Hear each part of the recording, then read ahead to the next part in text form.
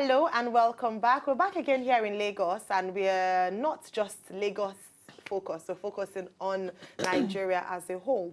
Now, this afternoon, it's our pleasure to make very welcome, particularly on the eve of International Women's Day, women who are standing up against a gender-based crime, well, particularly against the female gender. We know that in both areas, we cannot speak just for female. Even men are also victims or survivors, in this case, of rape.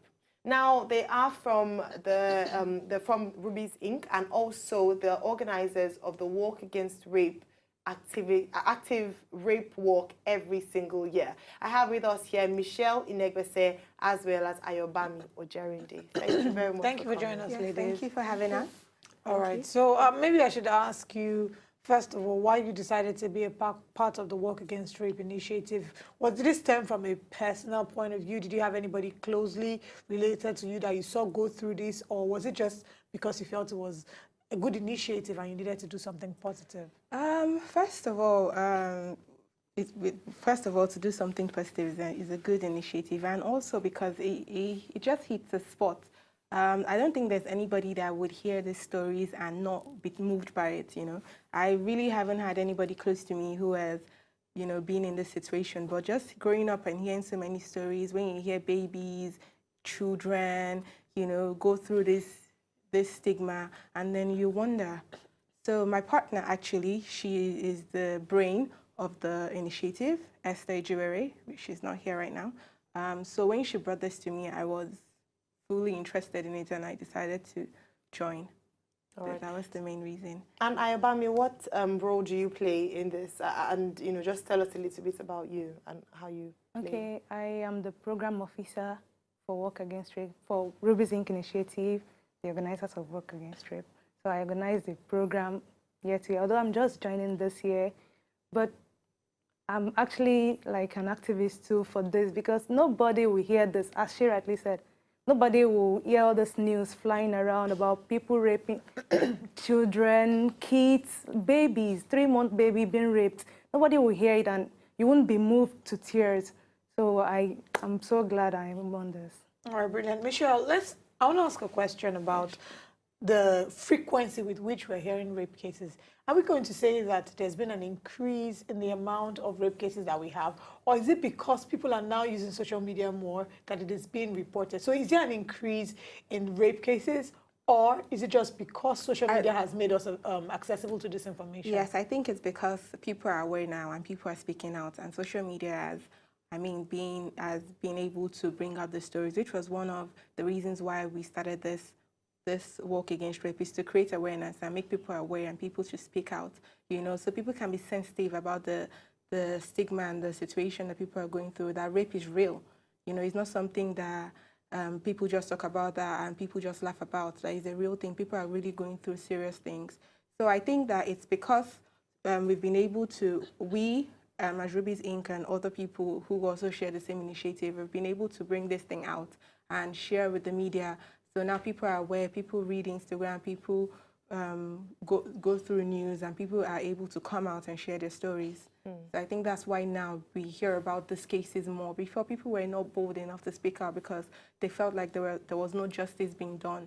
But now things are changing. All right. Now, some people have asked the question, it's a walk. How does a walk impact rape as a topic in Nigeria, and particularly for survivors to come out and speak? Because one of the things that we hear about is that we have incidences of rape, but people are not coming out. People are afraid, like you mentioned, because of the stigma. People are afraid that, they will be blamed for it, because we've seen people say they'll be shamed and guilt, you know, it should be said that it's their fault. So what is the essence or importance of walking, and how does it impact on all these areas? Like I said, the main reason why we're mostly, the main reason why we started this walk is just to create awareness. I mean, we're not fully a one-stop shop yet, but we plan to be in the nearest future. So for us, when we started, there were not so many people. That was 7 years ago. So for us, is to make people aware and know that these things are happening, so people can be able to voice out. Before now, people were not voicing out. So is for us is to be able to make people comfortable and know that there are people behind them. You know, there are other people who go through these things, and it's okay to come out and speak, you know. And also, for us, for the work, one thing we've been advocating for the work is for the government to be able to bring out laws that will be able to protect these people, which in recent times have been possible through our help and the help of other people like MediaCon and the others that are also doing this with us as well.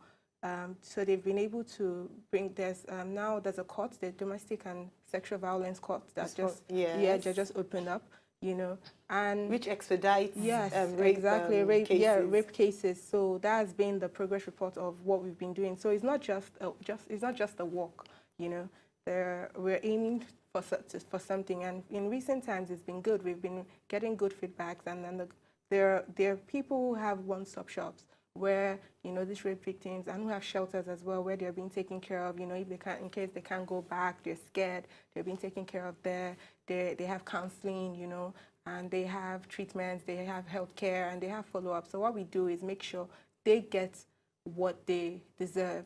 We do follow-ups. We make sure that we direct them to where they're supposed to go, make sure they get their counseling, make sure that they're okay, and just follow up with these victims that come to us and share their stories. Brilliant. Yes. Okay, speaking with you, Ayo, now you're the programs coordinator for Ruby's Inc., and you're preparing for Walk Against Rape. Now, one thing I've seen that you've done is that you've gotten lots of celebrities and public figures and people who have a voice to speak.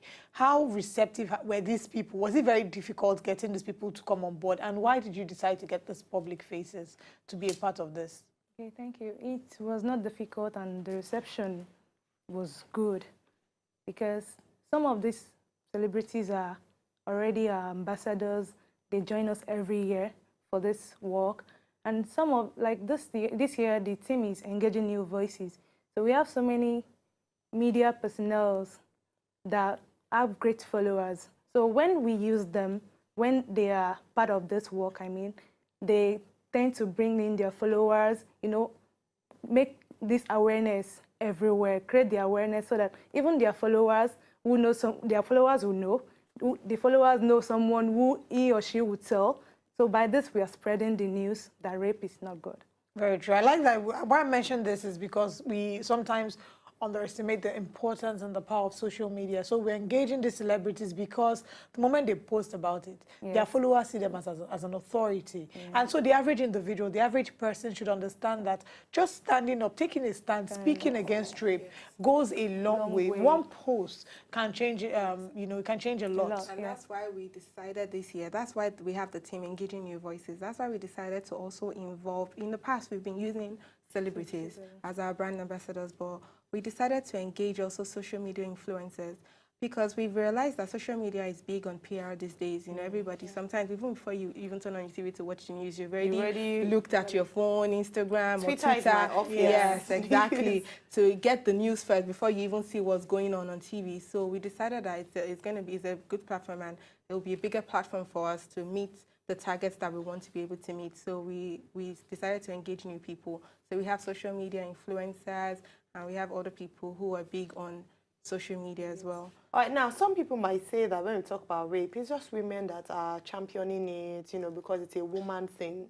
How important is it for men to come out with a loud voice with regards to speaking against this and lending their voice and their legs, as it were, to the walk against and speaking out against rape?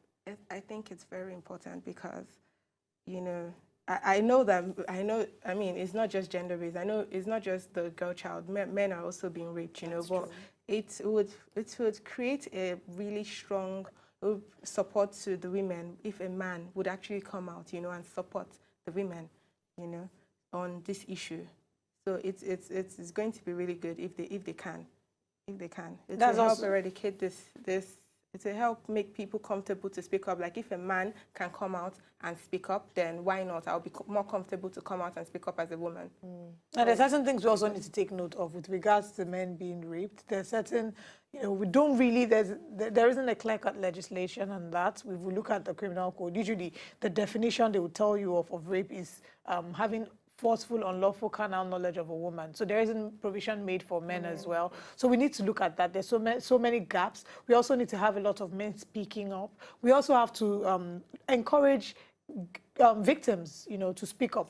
I see that on some blogs. When there was a girl who posted a video of a man having raped her, she said she wanted to go and pick up a charger from her house and the man raped her, and she posted it. I usually don't comment on blogs as much, but when they posted the video, people commented shaming her. A certain woman whom I responded to commented telling her, why are you pretending like you did not enjoy it? So we find that there are many ignorant people who come out, say these things, prevent these people from speaking up. What can we do to reduce victim shaming with regards to rape victims? I think, first of all, we have to educate people, first of all. I think a lot of people are not educated. I can't believe that in 2018 we still have the idea that women are the cause of rape. I mean, a rapist is a rapist, and it's a mental thing. I don't think a woman, there are so many, if it's that, then everybody on the street, every prostitute should be raped. I don't think a woman indecently dressed or something is the reason why she's raped. I mean, if someone just goes home to take her charger and she's raped, I don't think she was indecently dressed or she made the guy, she made passes on the guy, do you understand, to make him rape her. So I think, first of all, we need to educate the public on what rape is and educate people that it's not a woman's fault if she's raped. We need to educate them as well. And good thing is that of recent as well, I think I hear that the Lagos state government, they're doing a walk for men as well. So I think that's also helping, to create this awareness. I think they have a walk coming up very soon. Something like that they have the Lagos, I think Ambode has a walk coming soon, right before ours. So I think that is good. There's been a lot of, push on the male aspect as well, and trying to educate them and trying to eradicate this violence and this rape and this abuse. I think former Mr. Nigeria, Emmanuel Inegbese used to do, he does walks like that every once in a while. But the natural thing about Nigerian men, they're egotistic. They always believe that it's not always their fault. It's never a man's fault if you're raped. You're raped because they always give one excuse or the other. Or something. But I think it would be important for men to speak to fellow men.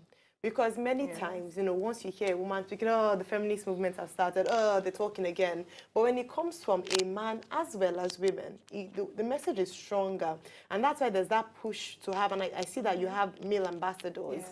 Very important. Many times we say that rapists are people who don't have good male figures. Some of them are people who don't have good male mentors, good male role models, who can show them and tell them that actually you are not a man if you take it by force. It makes you less of a man if you do that.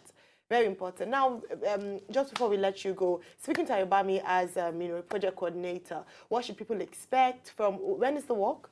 On the 15th of March. 15th of March. 8 a.m. Okay. At Bishop Vining Church Memorial. And everyone and anyone can participate? Everyone and everyone. Brilliant. So what should people, you mentioned targets. What are your specific targets for this year? For this year, basically, I'm sure that you want as many people as possible to come out and walk. There's no restriction, regardless of your age, your gender. I mean, this year we've had more numbers. We've had more people coming to us and saying they want to join. It's been amazing. They want to volunteer, even outside Lagos. Beautiful. They want to do in other states. So this year, the numbers are increasing. People who want to walk, people who want to lend their voices. Because I think now people are aware. The media is taking us to another level, so people know and people want to join. People are emotional. You hear stories. I've shared the recent story that came out about a young girl who was raped in a school. So people are now emotional and sensitive about this issue, and they want to join us. So to expect that, want people to expect that there's going to be a big crowd. Okay. And everyone's speaking with one voice. Yes, everyone's speaking with one voice. And the message we're trying to pass across is that no is no. So there's certain things that people do not understand. First of all, there's no such thing as you and the woman have had history before. It doesn't matter if you've had sexual relations before. If at the time she says no, you decide to proceed, it is rape. There's a certain case, I think it's Arrogance Kutugi, that says even if it's so detailed that even if intercourse was going on, any further penetration is rape. That's how. Once she says, the moment she says no, no is no. No is not try again. Keep trying. No, some people don't understand. Playing hard to get. Exactly. No is not playing hard to get. No is no. If you take it by force, you are a rapist and you deserve to go to jail. Yes, so indeed. please, let's stop raping, let's stop encouraging rapists or making excuses for them, and let's stop shaming the victims. Let's create a society that enables people to speak up, knowing that when they speak up, they'll be supported. Rape, first of all, is a difficult case to prove. Yes, it is. Very difficult. I wish we brought in a professional, a practicing lawyer. But I think the first thing they should know is if you're out there and you've been raped, first thing is go to a government hospital, get a test so that you get to know, you have that as your evidence. You can get justice. Yes, and I'm really glad, and I hope that this will be rolled out in other states, because currently it's only Lagos State that has the domestic sexual violence court. It will be great for other states to emulate this great landmark. And they even have a law in that regard. They have the Prohibition of Violence Against Persons Law 2007. You know, and there's some other states that have accepted and, you know, domesticated this law for themselves as well. Now, talking about other states, are there any hopes of having the work against rape outside of Lagos? Yes, Abuja, we have people, Ibadan, you know, calling on the same day in Canada. But no, not on the same day. But I think for now we're just going to do it. We're looking forward to doing it in Abuja. Okay. Not on the same day, but the same week. That's actually a good suggestion. The same week. If we had a national walk, a certain day where every part of Nigeria there was a walk going on at the same time, it would drive. That's what we're trying to push for. That would be fantastic. Yes, and just to add, on the day of the work, everybody can come and join us, and we have our shirts. You can come in your blue jeans and your trainers, and then we have the shirts on sale actually. Yes. So all right, wonderful. And as many people as possible, that's the littlest you could do to support this walk against rape and to stand collectively so that rape will be something of the past, and people now, rapists, to be ashamed, deeply ashamed when it comes to rape, family rape, from a stranger, you know, friends at all. Thank you so much, Michelle and Ayobami. Thank you so much for having us. Great having you on the show, and all the best. We really applaud the work you're doing, and we hope that more voices will rise up to speak against rape. Yeah, people can follow them to find out information how to get the shirts and further information about the walk. Follow them on Instagram at Walk Against Rape. Walk Against Rape. Ask questions, they respond. Post, they repost. You know, just be a part of it. Well done. Thank you for doing well done. And I regard to Esther as well. Yes, we'll do. All right. Thank you so much. We have been speaking with Michelle Inegbese as well as Ayobami Ojerinde from the Walk Against Rape Initiative. To enjoy more of these our Ogbonge videos when you just watch, press this button to subscribe on top of our YouTube page. You go love her.